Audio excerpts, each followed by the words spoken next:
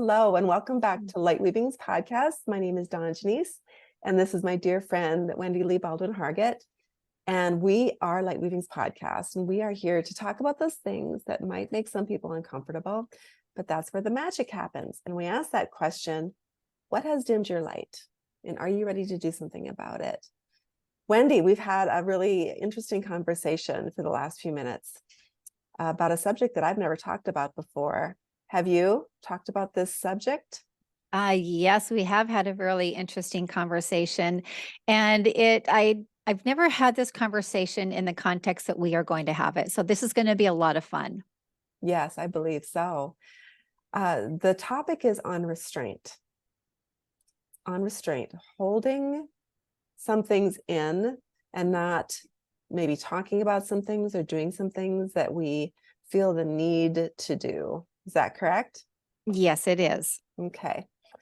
So this is something that I've been working on lately for myself. And at this late age in my life, I'm finally starting to understand that it's not necessary to tell everything that I know. Not necessary. Yeah. And so what I mean by that is when there's a topic that gets brought up that people are talking about, it's not necessary to make sure that everything that I know about the subject comes out of my mouth during the conversation. It's okay to wait for the perfect opportunity to add information in if necessary. So that's something I've been working on. In fact, what I found is that telling everything that I know doesn't necessarily gain me respect. In fact, I found that saying less is more as far as respect goes. How do you feel about that? I love that. You know, there's a saying that we have 2 ears and 1 mouth for a reason, so that we listen twice as much as we speak. And it can be really tempting to absolutely get on your soapbox or whatever and just spew all of this wisdom and knowledge, which is fantastic to have it. But we do have to learn how to dish it out in small doses. There's nothing wrong with being the smartest person in the room. There's nothing wrong with sharing your wisdom, but there does need to be some emotional intelligence about the delivery. And I have a cousin who he had this expression that comes to mind, and this is really useful in various ways. It's don't unload your gun like all at once. So you just give like one little snippet at a time. And I used that analogy when my kids were growing up, actually talking about subjects like sex. You know, you don't want to just go, because it was on me to share, teach them about the birds and the bees and all that kind of stuff, which is fine. But you don't want to share more than the person that you're speaking to can absorb and comprehend at the time. Because when you overload them, then you know what happens. They can shut off. They start viewing you as arrogant. They don't want to be around you because you're a know-it-all. Yes. That is a term that I heard growing up from adults about other adults, is that so-and-so is a know-it-all. Mm-hmm.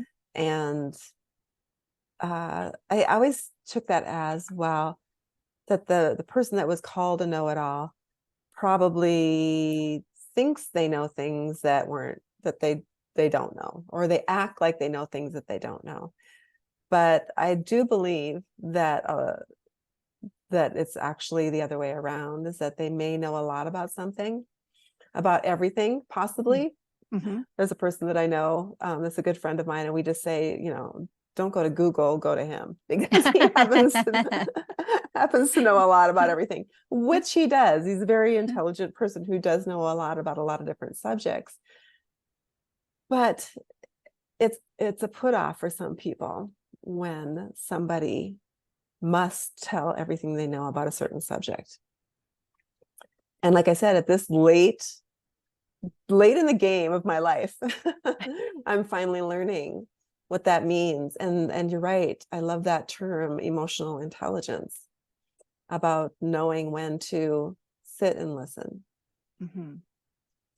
Isn't it wonderful though that even at this stage of life, I hear you saying, this later part in life, but how fantastic is it that you're learning things, I'm learning things, listeners are learning things.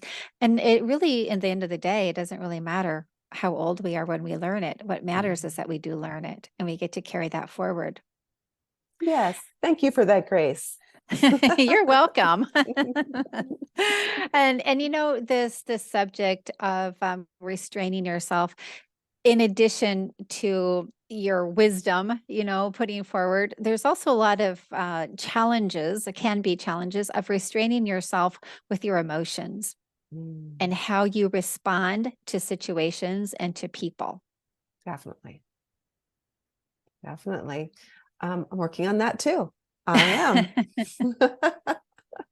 Yeah, I'm getting better. I think it's first of all, it's recognizing that there's a need for restraint Mhm. in my life, that I must learn to practice restraint, recognizing that. And then there's the work of figuring out how to do that. And it's a practice. We're Mhm. not going to be good at it all at once. Yeah. But once we decide that restraint is important, boy, that's a big shift in how we communicate. Yeah. Just by making that decision. Right. Yeah, it absolutely is. And then the opposite of restraint is restraining yourself too much. There has to be some balance in all of this, especially when it comes to relationships. You don't want to be that partner or have that partner that is just like spewing their rage or spewing their point of view or just, like vomiting all over you. You also don't want to be that person, but you also don't want to be that person that you're just standing there and being a doormat and taking everything and holding everything inside. Something that I found out the really hard way, and it has taken me a lifetime to figure out, is having that restraint inside and having no way to safely express it. Mm. And what I'm talking about is like having that anger and that rage and the fear and all of the other emotions and having no way to express them. And so they were restrained in an unhealthy way.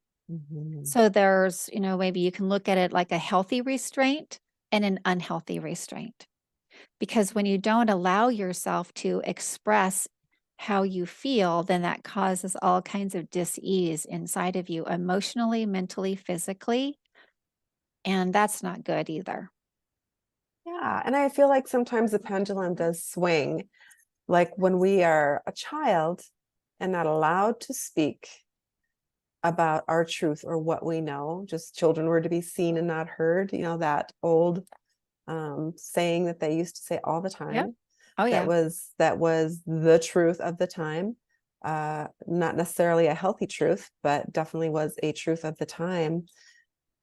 Then when I was able to speak as an adult, then I didn't know when to quit. You know what I mean? So there is that. And because it feels good to release um, those thoughts that we were having to restraint as a child and as a young adult.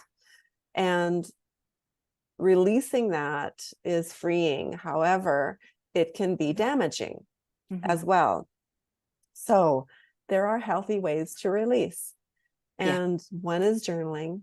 And if you don't want anybody to ever read what you said, then you can always journal it and burn it. I Mhm. suggest under the full moon because that's a great time to do that. But And with your journal that you created, yeah, available on Amazon. Lightweavings journal and burn. Yes.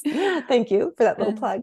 You're welcome. Um, but that is one way, as well as meditating and or just talking with a good friend that you trust.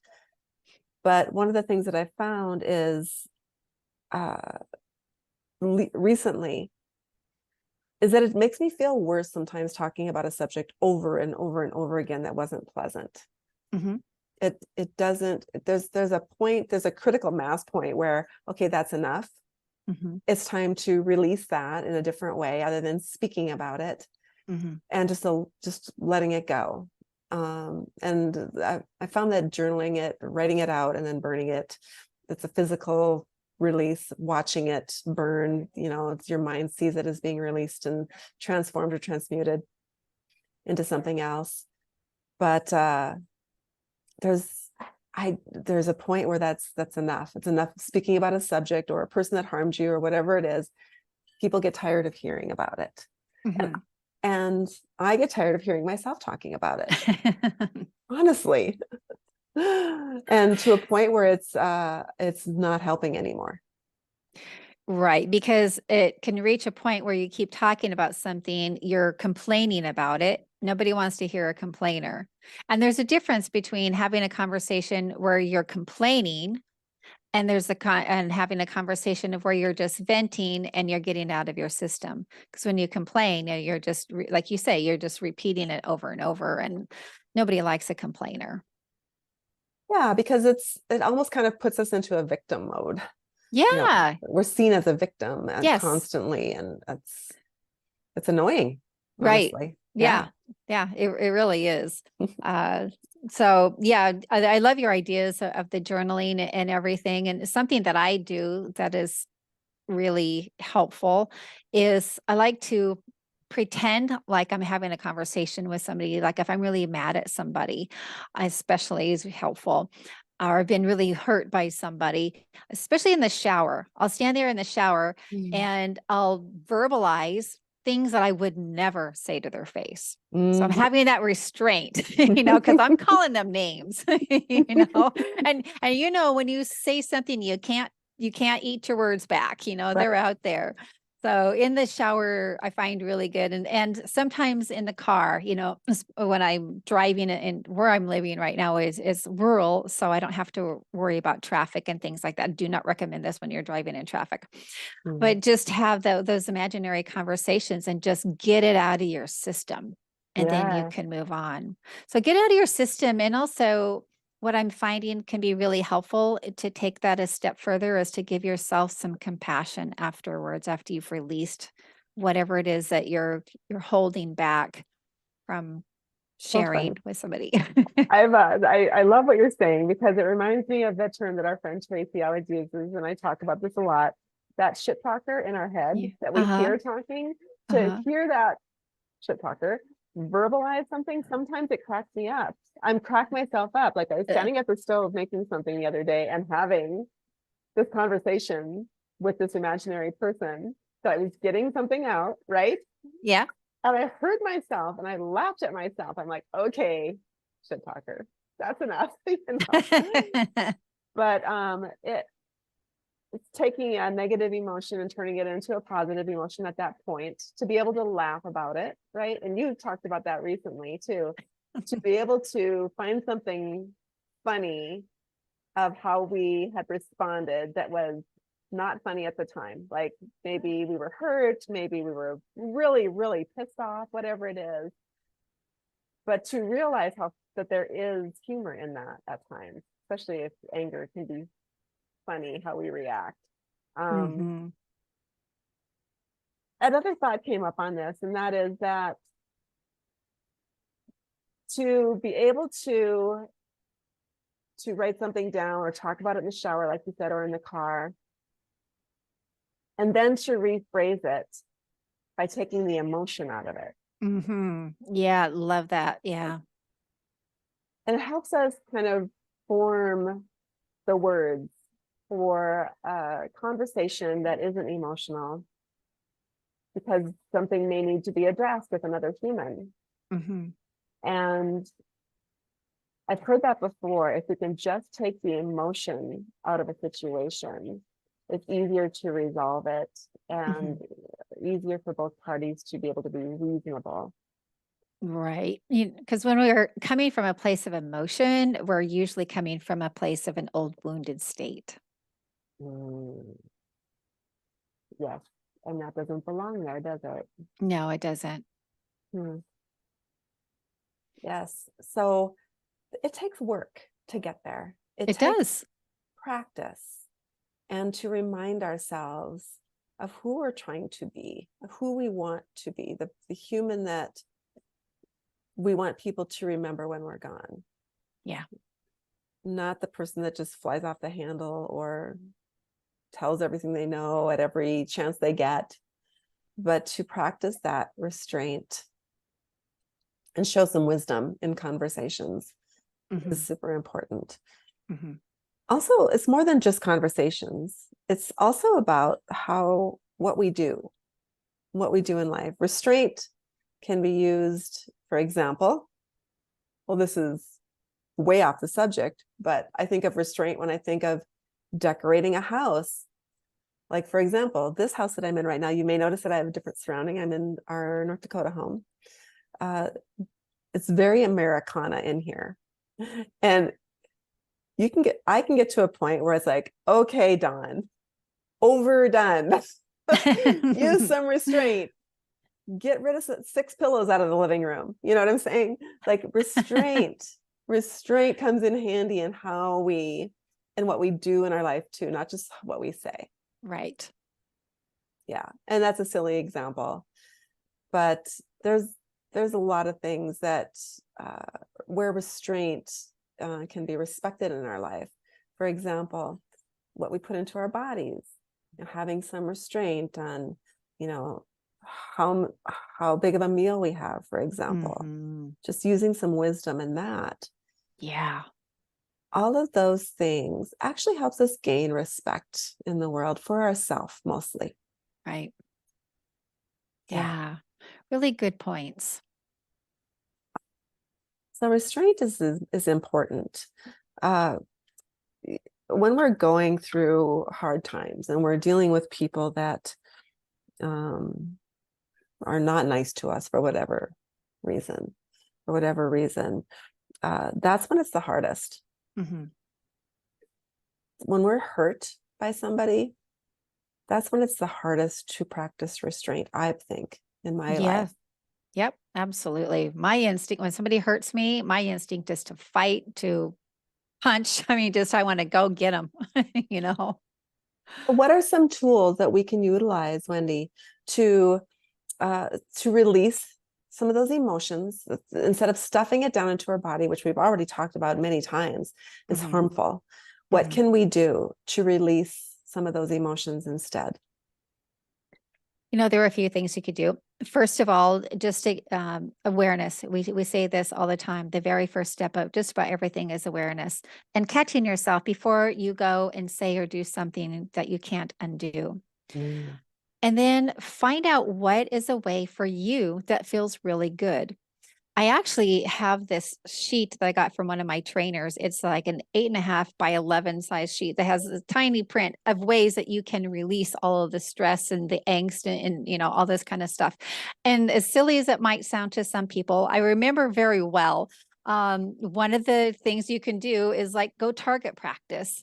I thought that was kind of interesting because there are some people that find release through that. Some people actually find release through like scary movies. That's something that I found really interesting. I learned that from a mental professional because it does something with the endorphins in your brain.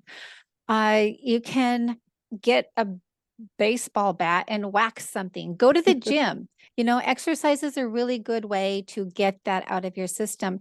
And once if you find yourself being in an elevated state and you get yourself calm and centered, ask your higher self to help you if you need to have a conversation with somebody and to say help, because you want to come from a state of personal empowerment. And you can do that with the help of your higher self when you're grounded and just let that wisdom flow through you instead of there, wanting to attack. Allow that other side of you to come through, the calmer side, which is, I call it like my more intelligent side sometimes, Yes. So. Yes, those are great ideas. I had no idea that scary movies was a way to release. So that's so interesting. Yeah.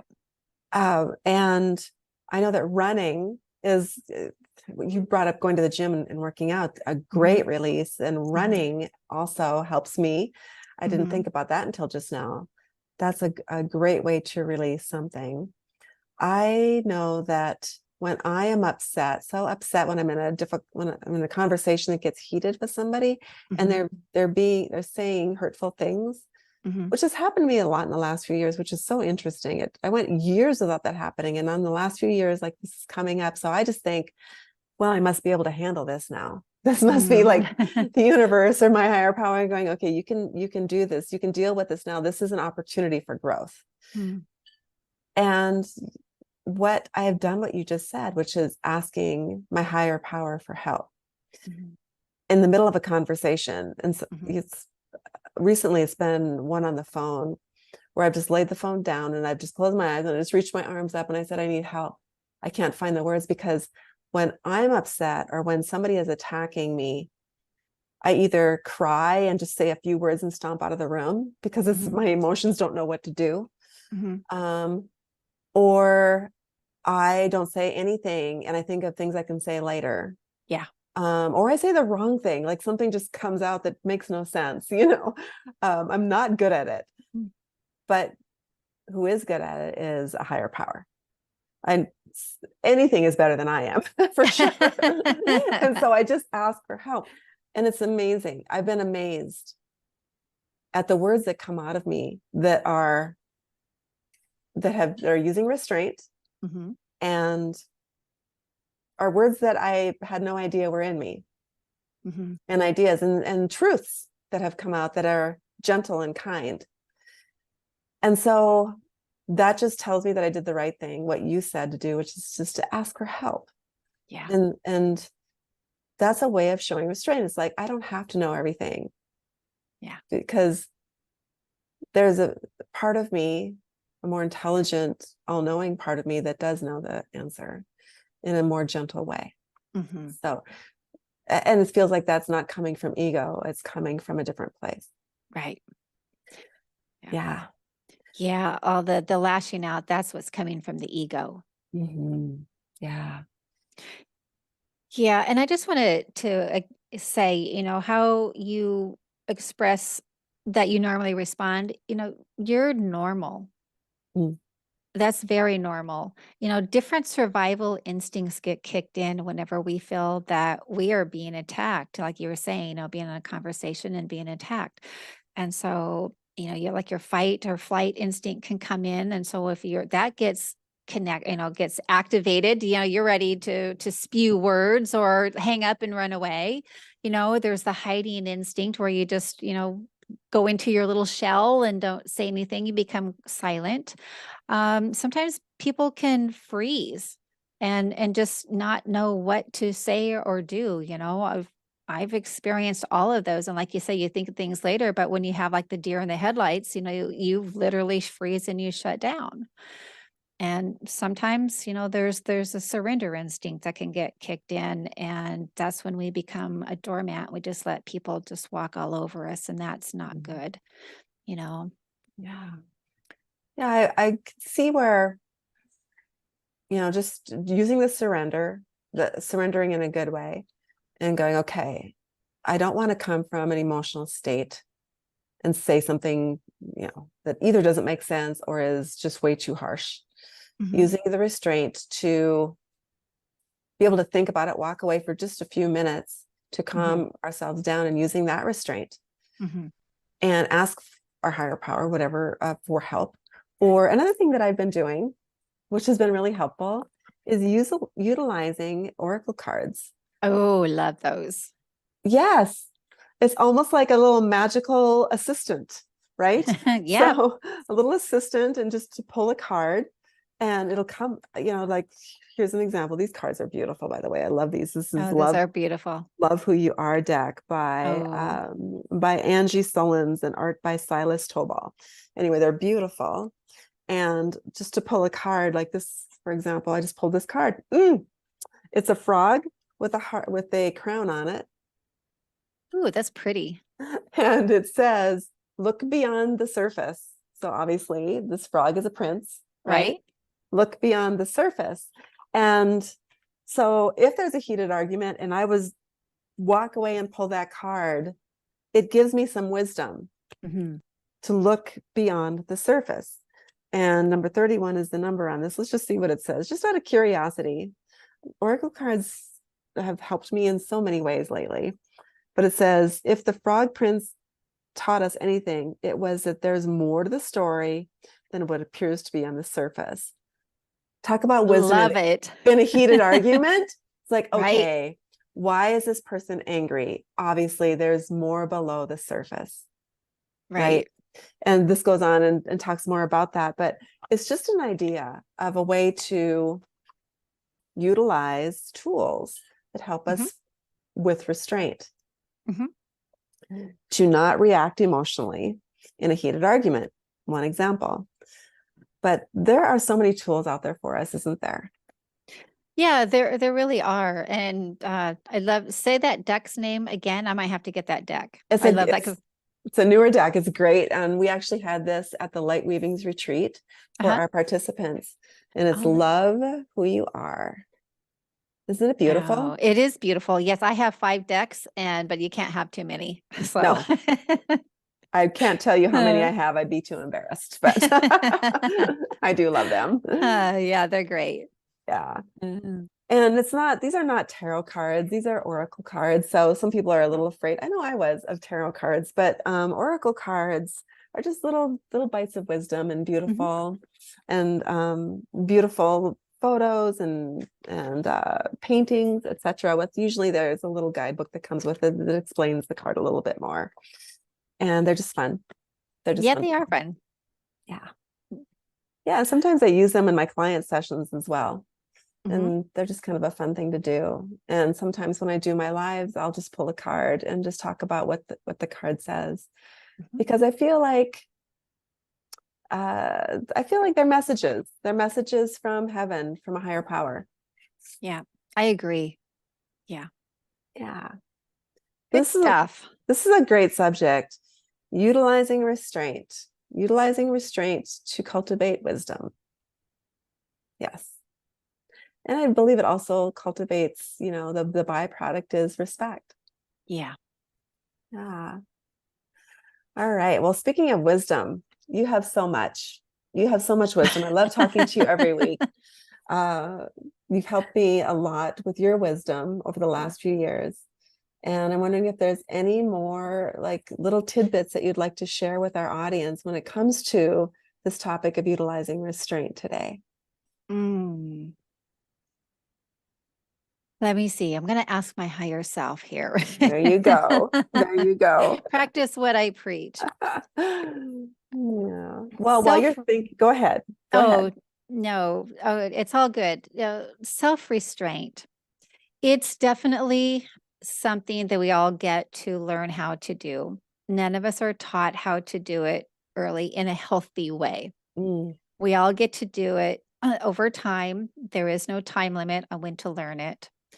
It's just something to work away at and give yourself grace and ease and know that it is a practice.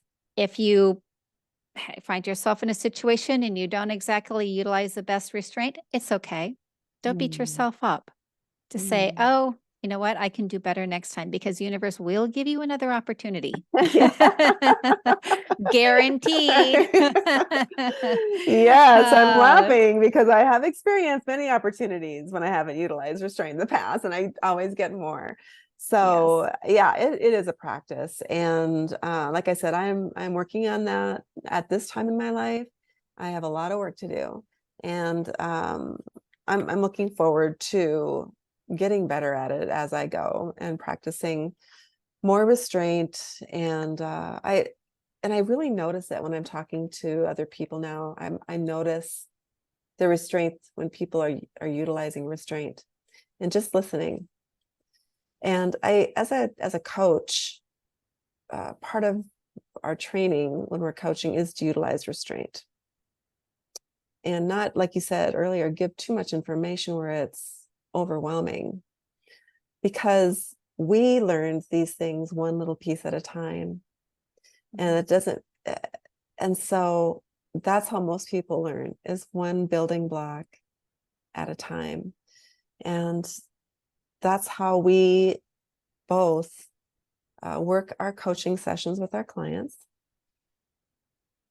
I know that you and I each customize our sessions with our clients to the human being that is in front of us that we're working with. Yes.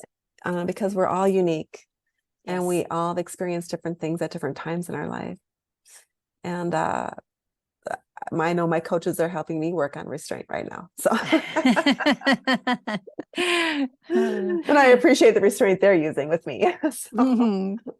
Yes. And I love that you brought up the restraint in the coaching field, because a good coach is not going to tell you what to do. A good coach is going to hold back that restraint and let you figure some things out, be there as a guide, maybe give some thoughts. But yeah, a good coach uses restraint, listens, Yes, and does not tell you what to do, because you have all of the wisdom within you, and the coach helps you to bring that out. there it is. That's beautiful. Best thing said today. Thank you so much, Wendy.